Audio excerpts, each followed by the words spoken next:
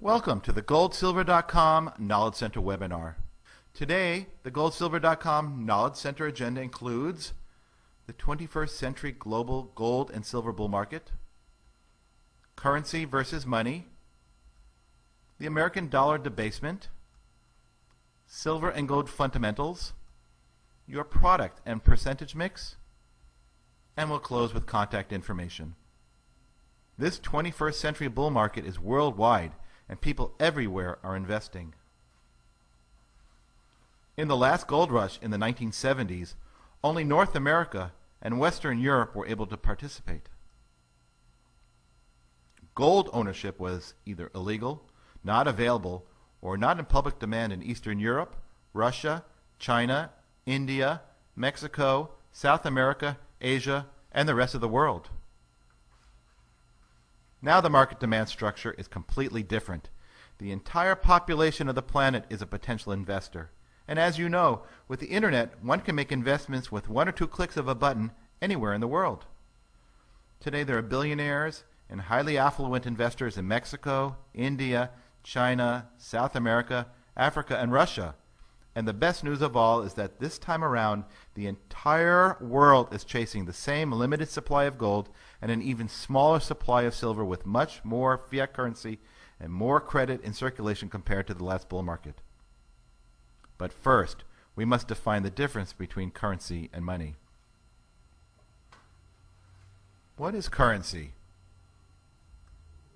Well, currency is a circulating medium of exchange.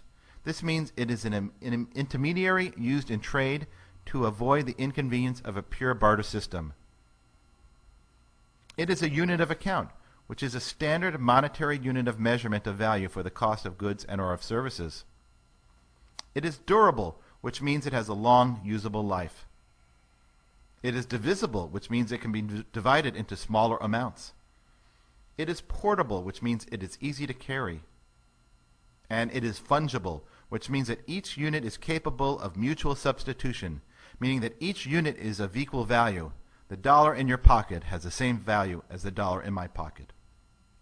Now, money is all of the above, with one major difference to note.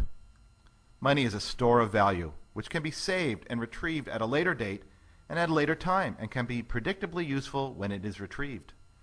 Currency is designed to lose value, while money is designed to store and hold value. Silver and gold have been money for over 5,000 years and will forever be coveted by human beings.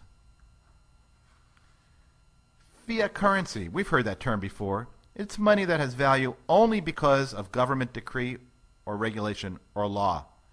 The term is derived from the Latin word fiat, which means let it be done, and such money is established by government decrees. No fiat currency has ever survived. They all end worth less than the paper they are printed on. Their average life expectancy is 40 years. The fiat Federal Reserve note, that's what we call the US dollar, has been fully fiat for 40 years, and we believe it will be gone by 2020. The American dollar debasement. Have you ever heard of quantitative easing? Quantitative easing is simply printing or creating dollars out of thin air. Every time you hear the expression quantitative easing, or QE, or QE1, or QE2, or QE3, just simply understand that those are programs where they steal your hard-earned savings by diluting your dollars with their printing presses.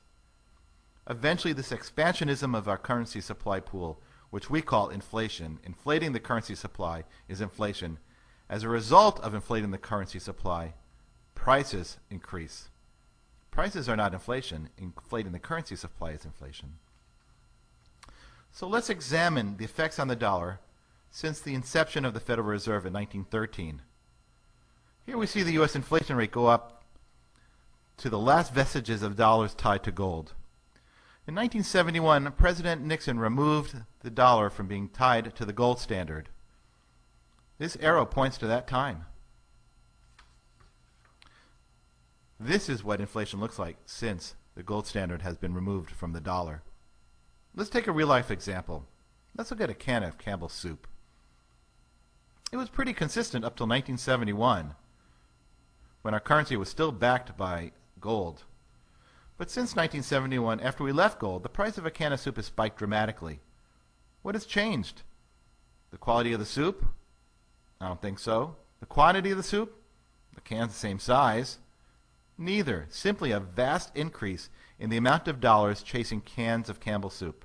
The bottom line is fiat currencies are designed to lose value, and inflation is the hidden tax we pay for those who issue our currency. Gold and silver can protect your wealth from inflation. Over the last 10 years, the price of gold has rocketed from less than $300 an ounce to today over $1,500 an ounce. Look at this. This is the classic bull market chart. Nothing looks like this. And over the last 10 years, the dollar has taken a decline, as seen in this chart. And if we superimpose the two charts, we see that gold and the dollar have moved in opposite directions. Gold is moving up, and the dollar is moving down. Why? Well, gold is money, a store of value over long periods of time. And the dollar and all other fiat currencies are not money. They are destined to be worthless. Let's take a look at some gold and silver fundamentals.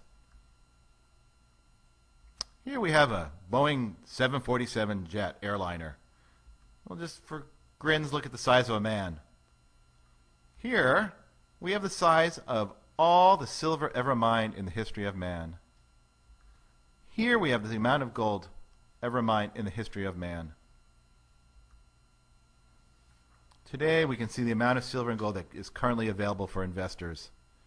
Notice how the silver is becoming a scarce commodity. Why is that? Did you know that in today there is less silver available for investors than gold? How is that possible? Well, gold is primarily used as a store of value and secondly as jewelry. Silver is money and has been so for 5,000 years. But silver is also a miracle metal. It has thousands of industrial purposes. Silver is the most electrically conductive, thermally conductive, and reflective metal on the planet. Silver has antibacterial qualities, which is why it has been used in silverware for many, many hundreds of years. It is this antibacterial quality of silver that which science is inventing new patents for every year. Silver is also heavily used in solar power production and water filtration. Other silver uses are investment-grade coinage and bullion bars as stores of value, silverware, photography, jewelry, electric circuitry, batteries, plastic toothbrushes, dental work, DVDs, iPods, manufacturing, and medical products. The computers we are looking at all have silver in them. The light switch you flip has silver in it. Basically anything with an electric current uses some amount of silver in it. And without silver we would not have our modern lifestyle. We use more silver than is mined every year, and over the last 30 plus years the world has literally thrown away silver into the landfills.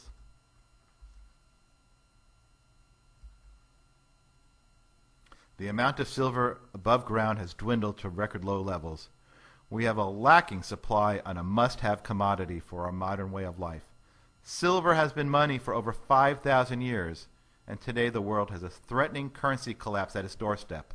The bottom line is we think $30 silver, $40 silver, $50 silver will all be sorely missed by investors moving forward. Our founder, Michael Maloney, believes silver's price potential is in the hundreds, if not possible thousands of dollars per ounce. And you can find videos of Michael talking about the possibility of $1,500 silver online at goldsilver.com under the video section. For 5,000 years, the exchange rate of silver to gold has been 12 to 1. Currently, there are 6 billion people on the planet, 2 billion ounces of gold, and less than 500 million ounces of silver. If wealth were distributed evenly, everyone on the planet would receive 1/3 of an ounce of gold and 1/14 of an ounce of silver.